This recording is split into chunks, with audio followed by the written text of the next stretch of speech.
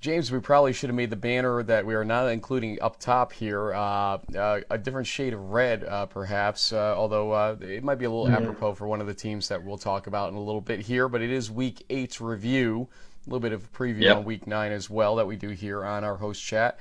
And as everybody knows, we'll have guests scattered throughout the week as well, so you'll want to come back for that. But we're going to go in the right order this week. We want to talk about where we stand with 3 weeks to go in the season. And we want to start with a conference that didn't have much clarity and has maybe a little bit more after this week's action, but you don't like the clarity that may be formed in the process. This is a rough weekend for me, Frank. All my favorite teams pretty much lost except for the New England Patriots on Sunday night. The Buccaneers lost a game. Ali Marpet returns to Western New York and literally fumbles it away. It was a shame with that. Hobart lost to Union for the first time in, what was it, 7 or 8 seasons in a game where really, kind of have to give the Dutchmen credit. They just kept Shane Sweeney and the Statesmen just sort of out of their game. Some of the play calling has gotten a few Statesman fans grumbling. Maybe you don't need to throw a 50-yard attempt or a 40-yard attempt on first down. Maybe just run the ball. You've got a trio of running backs that are averaging over 5 yards a carry and have 16 touchdowns on the season. It's the 8th loss for Hobart in the last 3 seasons. Things are not as copacetic as they were in Geneva, but over in Schenectady, you've got Union, 7 wins. When was the last time that happened? I know some people like to ding their schedule, but the win against Hobart was pretty – they were in control of that game all the way until – maybe if there was an overtime or a 5th quarter, Union might have lost. Hobart was a little too late, but their defense looked solid to me. Jake Lombardo and that core of linebackers, their defensive backfield really shut Brandon Shedd down, which hadn't happened in the prior 2 years. Shedd and Sweeney had some really huge numbers against the Dutchmen in the prior 2 games, but Union showed up and played like a potential playoff participant, and you got to give them credit. Let's talk about a few things related to this game. First, I keep comparing what the Liberty League looks like this year, and I'm going to stick to 2010. We may not have a 5-5 champion out of the Liberty League, but I think we're going to have a feeling of a lack of strength per se of the ultimate champion because of what's panned out here as the season's gone along. Yeah. Ithaca seems like a good team, but then how do you explain the RPI debacle, I guess, for the lack of a better term? It was a close game for most of the first 3.5 quarters. I get that, but still, you would think Ithaca would have performed better at the end of that game, and they didn't. RPI, They basically were blanked against Hobart. We'll see what their season turns into, but then they look like superstars against Alfred this week as well. But if Union were the winner of the Liberty League, and we'll talk about how that could happen in 1 second here, I would feel like they're the St. Lawrence of 2017, the 2010 St. Lawrence of 2017. Just a team that we're going to say, hey, congratulations to, but we'll also look at it and say, okay, what does this all mean at the end of the day? Probably that we had a weak year in the league. And I think, and maybe it's, the East region. I know Adam Turr wrote about, kind of what's going on in the East region. It was actually an article that I recommended to him over the off season. It's certainly something that has been on D3Football.com and past seasons because it's been a while. Really RPI was the last team that really advanced to the semifinal round. Hobart in the last couple seasons, 2012 and 2014, has made it to the quarterfinals. You've had Wesley go pretty deep, but no one's been able to crack that sort of ceiling. And it sounds like from looking at the top 25 poll that you're a voter on, the top 3 teams are kind of slam dunks across the whole ballot, and then it just sort of drops off from there. We don't really know enough about Del Val and Brockport other than they dominate the teams that they've played. Although to be fair, Del Val only beat Wesley by a small margin. But it's not really clear, if they do get to the Sweet 16 or to the Elite 8, are they going to be able to be competitive, or are they going to lose by 40, which kind of seems to happen every year to any East team. So we'll see. Yeah, we will see. Let's kind of finish up with the Liberty League's standings scenario here and talk about what can happen. And ultimately, here is what could happen. We have a situation where Union still has to play Ithaca, but that's Ithaca's final game of the season in terms of league or in-league games. If Ithaca wins that game, they do not automatically win the Liberty League because they're lost to RPI. It will come down to the Dutchman's Shoes game. But if Union loses to Ithaca, Union is eliminated from the possible win of the Liberty League ultimately, or at least the Pool A bit of it. They could still finish in a tie, but in this day and age, what good is the tie? You want the playoff slot. So Union wins against Ithaca, then the winner of the Dutchman's Shoes game, assuming that RPI goes in their current status as a one-loss team in the conference, becomes the game for the Pool A slot. If Ithaca beats Union and RPI continues to win, then basically the Dutchman's Shoes game will determine if it's RPI or Ithaca that will go ultimately to the playoffs. And so that it's a little convoluted, but Union has to win. Union must win. It's just like 2010. Yeah, exactly. Yeah. The loser of Union Ithaca essentially cannot win the league, is what it comes down to at that point. And ultimately, if you're a Liberty League fan, what you should be rooting for is for Union to go 9-1 and get a good seed. A 7-3 league champion is probably going to Mount Union or parts unknown, and it's going to be one and done. We'll see. It's interesting now that we have 8 playoff conferences in the East region. It's going to create some interesting challenges. I mean, Husson won again this weekend. We'll do a quick rundown on the New England conferences. Really wasn't very competitive other than the NESCAC. There was a really good game between Tufts and Williams. But for the most part, the New England games, like the MASCAC, although I guess the WestCon Bridgewater State game was pretty competitive. But for the most part, CCC, the 3 teams in the running won fairly easily. You had the ECFC, same thing. Husson beat Gallaudet by it was at 48-21. John Smith had another almost 200-yard rushing day, 4 touchdowns. And that Husson team all the way out there in Bangor, I mean, chances are they're probably going to end up either hosting or having to travel to some other New England school, like maybe a Springfield, who rolled up almost 700 yards of offense in a 68-20 win over Catholic. Clearly the head of the class of the NEWMAC, but MIT won, and so they're still in the running. WPI beat Archer I'm Marine. I'm going to stop you for 1 second because we're going to get a little confusing for folks, so we don't kind of meld it into going conference by conference for a second here. You talked about the ECFC and Husson a little bit. Let's go there for a moment at least. The Gallaudet game, kind of a non-factor, 48-21. And, we have a good picture that actually got shared to our Facebook feed that we pushed out of a lineman and the captain, a lineman from Gallaudet, I believe it was, and a captain from Husson, in sportsmanship after the game with the handshake and just chatting with each other. I got to say one thing. We talk about the service academies in Division III and the courage and everything else it takes for what they do both on and off the field. Okay, they're often outmatched on the field because of the requirements and whatnot. And this was highlighted a lot more by CBS News back when Gallaudet went to the playoffs back when. But the courage 2013, I believe, was one. Yep. It was, and they haven't had much success since that point in terms of wins and losses. It's been a lot more losses, but Gallaudet is just a dynamic story. And, we had Eric Wren kind of talk about bang the drum on the predictions last week, and some people don't understand what that means. It's a school for the deaf, and so the players are deaf or hearing impaired. And so they bang a drum to allow the beat to help drive when the snap is coming, etc.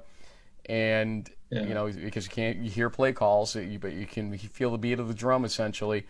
And for what they do, and to field a team like they do, it's just kudos to them. The courage on the field in this case is immense, and it really does go up there with the Service Academy stories to me. As we get closer to Veterans Day, we'll highlight that a little bit more as the ESPN game comes up. But hats off to Gallaudet. And since you called it out, I will give the shout out to Sean Coran, who was the either the player or fan, alumni, whoever from who posted the picture of Drew Faulkner, who's an offensive lineman from Gallaudet, shaking hands with Luke Washburn, the defensive captain for Husson.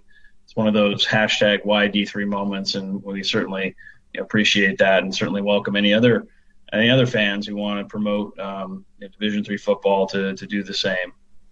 Other games, SUNY Maritime beating Mount Ida, but SUNY Maritime lost their chance, I think, really when they lost to Husson early in the season. It was funny though, Frank. I got a funny tweet from in response to that, because I had sent something out basically saying that hey, look, SUNY Maritime is still only a one-loss team that could be in the running for postseason, maybe ECAC Bowl, which is what they played in the past. And then the ECFC tweeted at me and said, "Wait a minute, what about a New England Bowl?" Like they kind of said, "Hey, we want our conference teams to play in our conference bowl game." I was like, "Whoa, okay." Well, hey, they read our stuff. That means thanks, guys, for that. We appreciate that. And Castleton beating Dean in another close game. Dean's been a surprise this year in terms of either the wins or the close games that they've participated in so far. Yeah. So give Dean some credit for being kind of the new kid on the block in this whole situation. You also brought up the MASCAC. Let's go there now, because I think there's some importance playing out there. We talked about the WestCon situation, and a lot of people have lost sight of it. In fact, I heard kind of a misguided statement by somebody, I think it was in the Plymouth State win over Framingham State a couple Saturdays ago. They were technically in the lead in the standings. I get that because they had one more game under their belt in the win column. Right. But we look at the loss column unless something weird happens in these conferences. And so we had the tie situation there. And WestCon owns the tiebreaker right now against Plymouth State in a two-way tiebreaker, which, because all three have one loss, that's the one that will apply ultimately. WestCon, though, is really riding the line in a lot of their games this season, and not the least of which was Saturday's against Bridgewater State, 27-20. I know they were on the road. I know Bridgewater State's trying to make a statement here that the beginning of the season was kind of a fluke, or they're trying to rebuild or whatever it is. But at the same time, if WestCon's going to be a real story in this story, or a subplot in this story, let's say, they need to basically stop looking past teams and toward that Framingham State game, which is November 4th.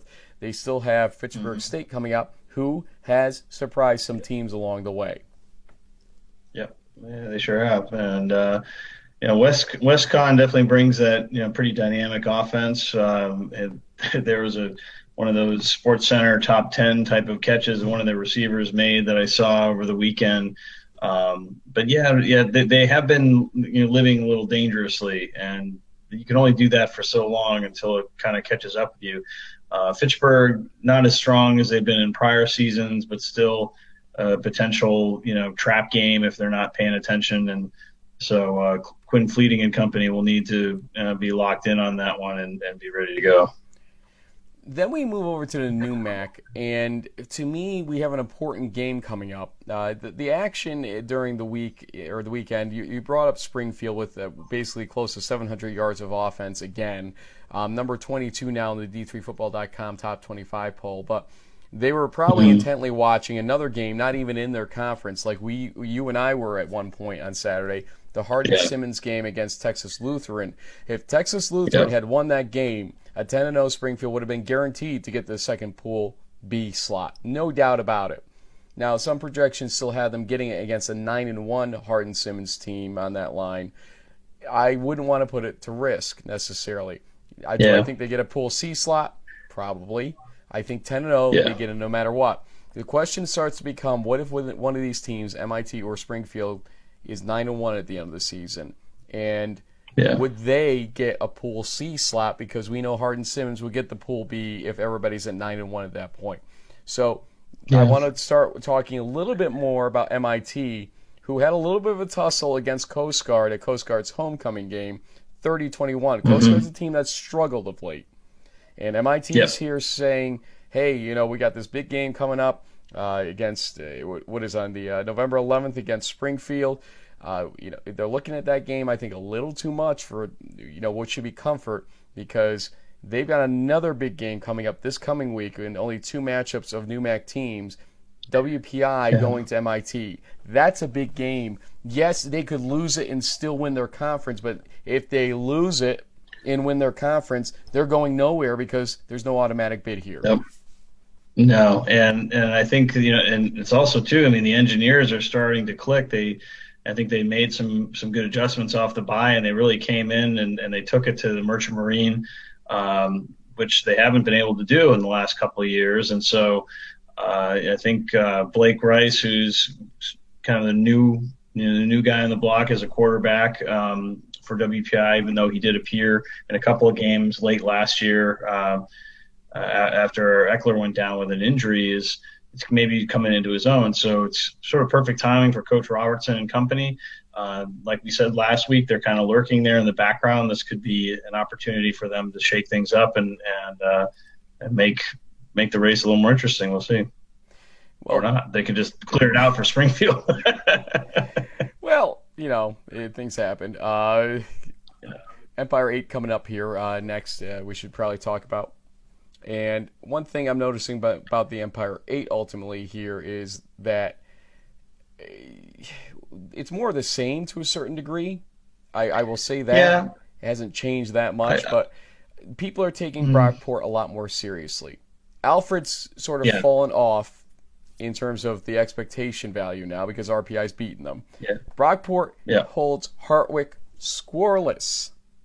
Who knew? Because that hasn't happened in a long time. Not with that offense. I mean, every week you see Hartwick tweeting about which NFL teams come in to check out Corey Reed. So, and he's the real deal. I mean, I watched him the other weekend, and he can definitely play. This Brockport team seems to have all the requisite pieces. It'll come down to sort of seeing how they fare in a national stage. And my big question, Frank, is whether or not the committee will view either a Del Val or a Brockport as a worthy number 1 seed, like they did last year with Alfred. I mean, everyone made a big deal about Alfred being the first undefeated Empire 8 team. That's going to be matched by Brockport for all intents and purposes, what I can tell. But it does seem like, given the fact that certain Empire 8 teams have lost to other teams from other leagues, that maybe this season it's sort of like, well, there's more parity. So, Brockport isn't a number 1 seed. Maybe they're paired as a 2 with say Mount Union, or maybe with a kind of like circa Hobart 2012, they get sent out west and then be a number 2 with like a St. Thomas kind of thing, so they don't have a flight until the 3rd round. Here's what my thought is on this. A situation like Albright losing this weekend hurts Del Val badly, because Albright was a team that would have been ranked regionally. With 1 loss, and that would have helped their resume. Now Albright's probably not going to be ranked, at least for now. Maybe at the end of the season they go into the rankings. And by the way, the first set of regional rankings are due November 1st, Wednesday, November 1st. There will be 2, the 1st and the 8th, and then a 3rd one we'll see after the fact, which are we saw that for the first time last year, that we got the final set of regional rankings after they voted and made the brackets and everything. We got to see them around 8 o'clock on that selection Sunday. Literally, as we were recording the show with the committee chair, they went up on the NCAA site. But we will next week, James and I, project our own regional rankings early in the weekend, or earlier in the weekend, I guess I should say, to see if we can match what the committee's going to determine. But Brockport, in the similar light, unless a Cortland can draw regional ranking ability, or anybody else on their schedule for that matter, they have to have at least 1 regionally ranked opponent on that schedule. Hobart losing kind of stung Brockport too. So I mean, I can see a pretty clear 1 through 5 in a variety of different orders, but after that it's kind of a toss up. And I mean, that's going to be the one sort of knock on Brockport's resume is like, yeah, sure, they could end up being undefeated, but they're going to have a good strength of schedule, but they won't have any wins over regionally ranked opponents because of how things have fared in the Liberty League and the Empire 8. On the flip side, really the only thing that Del Val can hang on to is the week 1 win over Wesley, who's definitely going to be probably number 3 or 4 in the regional rankings, assuming things sort of follow historical patterns with the Wolverines. Salisbury's on the line for you, sir. Yeah, that's right, and there's going to be that final round robin, and Salisbury I think is going to be in the initial regional rankings also, along with Frostburg. So the NJAC is going to have probably 3 teams in that regional ranking top 10, whereas other conferences will be lucky if they get 1. Ithaca beat St. John Fisher more than we thought they would. Utica beating Buffalo State was a shock to some, but I did state on the show how Utica likes to play a spoiler role around this time of year. I should have went with them on the predictions. And RPI, apparently the Matt Beer and the Utica Paps or whatever Eric Graham was talking about had caught fire up there. So the Utica Club. And the color shade of red right here is in honor of RPI this week with that big win against Alfred. Yep. I'm looking at an NJAC game coming up this weekend that a lot of people probably aren't looking at, but I think is going to be a decent game. And I'll tell you why. If we look at the scores from last week a little bit. Wesley beats Rowan 34-3. Wesley had beaten Kane 29-9 the previous week. Yeah. I think Wesley's getting a little bored with their schedule at this point, the way that they're just rolling over teams. So the sucks just keeps on winning. We keep winning, darn it. But no, I think Montclair State is going to try to make a real statement of sorts after kind of a disappointing season for them. I thought they would be better than they are right now overall, and they've had some bad losses like Frostburg State 62-3 this past week. But I think at Montclair, Wesley going in there could be in a trap scenario with Salisbury coming up the following week, and we know it's a huge game. Yeah. And I got to warn my friends in Dover, Delaware, don't look past this week's game. That's one thing I'm just going to say right now, because Montclair State has been inconsistent as heck this season. But you know what? Yeah. They have had an interesting schedule. I will say that much for them. A couple of their out-of-conference opponents, I think, were New England schools. I want to say... was it South Bay early in the season? Teams that maybe you don't think much of, but have performed well in the end. And so Montclair State's got experience. They just haven't gelled it together. If they can get a couple early touchdowns in that game and put some pressure on Wesley, it'll be interesting. We'll talk more about that Lightning predictions later in the week. But I'm looking at this Wesley situation, and I'm saying to myself, is this a trap coming up a little bit for them? It could be, but I think they're kind of clicking on all cylinders. Their defense is playing great.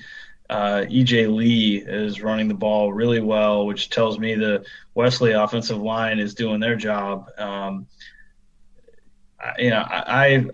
think on one hand I like your insider perspective on things, but I think really the best game for the NJAC this weekend will actually be kind of a battle for second or third place between Christopher Newport and Kane, who might be battling it out for a different kind of postseason bowl than an NCAA berth, but still a good game.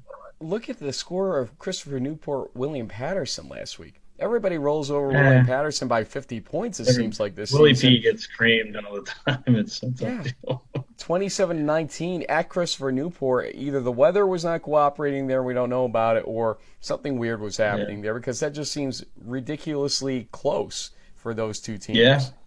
Yeah, that's true.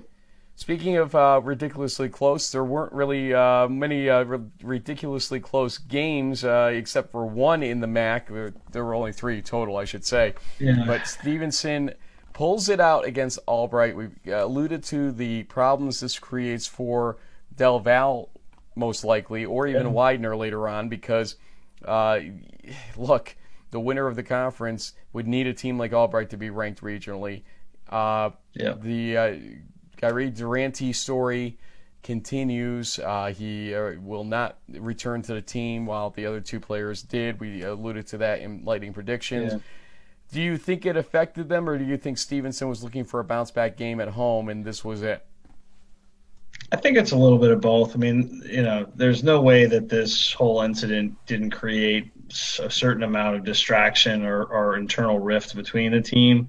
And, even at this level or any level of football, you got to be completely focused in order to win football games. So I think it definitely had an impact. I also feel like Stevenson has been underperforming a little bit, and I think maybe this was one of those sort of turn it around type of games after they basically kind of dropped to around 500, which is a pretty far cry from where they were last season. But their team, they have enough offensive weapons to create challenges. I mean, Dan Williams struggled a little bit earlier, but ended passing for almost 400 yards and 3 touchdowns. So he found his stride, and I think that helped the Mustangs pull ahead. How many horse racing puns that I just thrown in that one? It's almost as bad as Dave McHugh's ballet references in Play of the Week for D3Football.com, but we won't go there. Or maybe we will. I think we just did. I think you just did. Yeah. So Del Valle returns to action, obviously, coming up. And they've got a huge one coming up, obviously, at the end of the season. And they, too, have to sort of be careful. Hanging in there. Yeah. But Lebanon Valley is one of those teams that historically can bite teams around this point in the season. We have seen that before as well. So they have to be very careful in that game. And Widener-Stevenson, this is a huge test. If Widener drops this game, then and let's say Del Valle wins, then all bets are kind of off about Party's this whole. over, Yeah. I think he almost. Or party started if you're a Del Valle fan. Yeah. So you kind of, it's like pop the champagne, which. But yeah, I do feel that at the end of the day, you're right, Frank. The Albright loss last weekend is going to have some ramifications from a seeding perspective for Del Valle. Even though I think that Wesley win will carry a lot of weight, especially if Wesley goes on to win the NJAC. But that could be the difference in a 1 or a 2 seed, which has big implications on if you can have those 3 home games, assuming that. You get paired up with teams that you normally should beat, might change it up a little bit depending on who gets into the tournament. Yeah, remember what the committee will try to do is pick out the top 8 teams, irregardless of whether they finish 1 or 2 or 3 even in their regions, in the rankings, the final rankings. So what they'll try to do is take number 1 and pair it against number 8, which is the worst 2 seed, if they can do it. But they'll always try to pair up the top member of the top 4. There we go. Member of the top 4 with a member of the next 4 at the top and bottom of brackets, and try to use geography a little bit to avoid flights in the 3rd round if they can do it. It doesn't always work, and they'll sacrifice the 3rd round flight if they have to. But the point I'm trying to make here is this: a number 1 seed in the East is not guaranteed to be one of the top 4 teams or a number 1 seed nationally.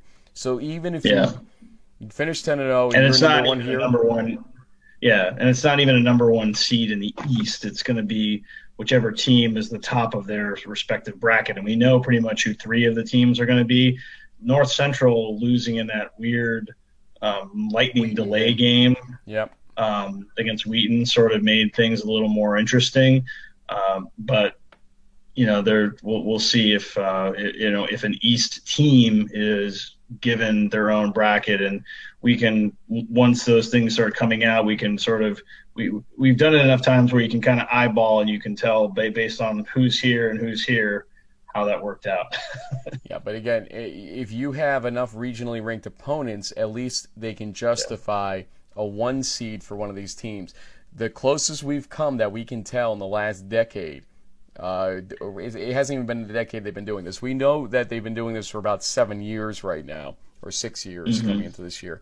Was Hobart was a number 2 seed, despite being the number 1 seed, or number 1 ranked team in the East in 2012, was it, I believe? Yeah, it was 2012, yes. when they matched up against St. Thomas eventually, but St. Thomas was the 1, and they were the 2 in that respective quarter bracket. So that's how it works, and that's why we keep talking about this strength, not just in the strength of schedule, but also against what your other teams are looking like and whether or not they get ranked or not. One conference that does not have to worry about any of this is the NESCAC. And yes. And Trinity is being Trinity again. They beat Bowdoin 63-14. Williams, we wanted Coach Ray on so badly this week, and then they lose 21-13 at the Jumbos. I guess the redundant Jumbo's Elephants. 500 yards of offense. Like, man, it was a impressive win for them. Their quarterback, I think it's McDonald is his name, is really throwing the ball well. And tough day for Coach Ray in the East, but still, I mean, you have to, after going basically 0 for last season, they're still in the mix and playing competitive. I think this is one of the more competitive seasons I've seen in the NESCAC in a few years. Yeah, sure, you get a couple of these lopsided scores, but I think the this next weekend, Trinity versus Middlebury up in Vermont should be a really good game and could be a close one too.